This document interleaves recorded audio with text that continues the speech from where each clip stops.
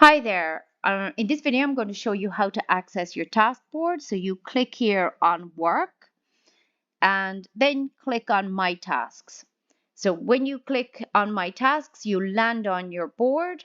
It's your own personal board and all the tasks that you've been invited into will be listed here in the assigned column.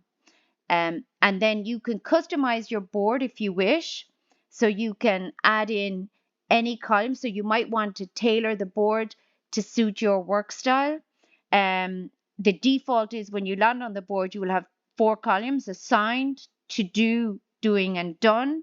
You can see that I've added in a number of columns. I'm just going to delete a couple of them here. So you can delete columns as well. If you add in a column and you're not happy with it, you can delete it. But to add a column, just click up here on the top right hand of the screen, that icon there that says add column, and you just give it a color and you add the name, and then you accept, and the column will appear here. And then you can move the column around to set up the workflow that best suits your own work style.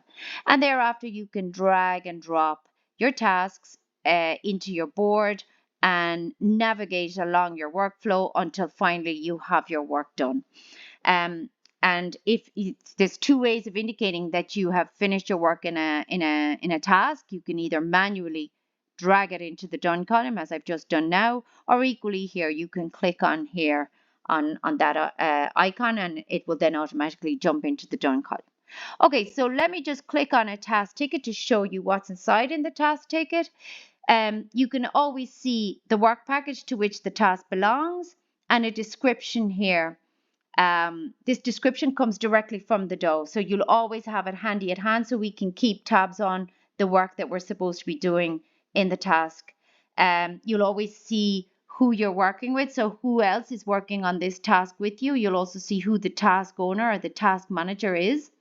And here we can comment amongst ourselves. I really like this feature, so we don't have to be communicating via email.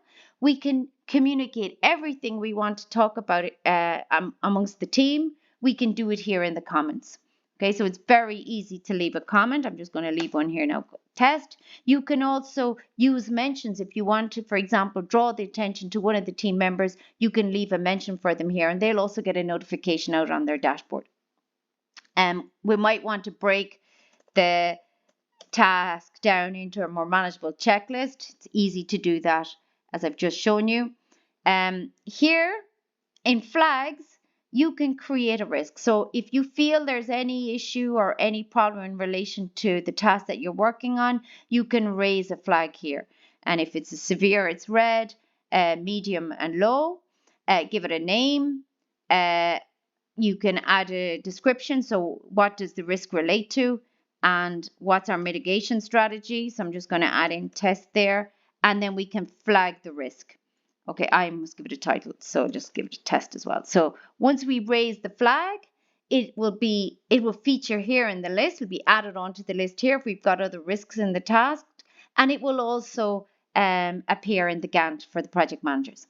And then just to say that you also have the option to upload files here. You can upload files from your computer, from Google Drive, or from OneDrive. And a number of you have asked the question, so if you upload a file from Google Drive or OneDrive, that file is still housed on Google Drive or OneDrive. So here we have access to that file, and if it's a collaborative file, we can continue to collaborate on it in real time. It's just our unique access to either Google Drive, OneDrive, or to any of the files that we're going to upload from our computers in relation to this task will all be available from this handy task ticket.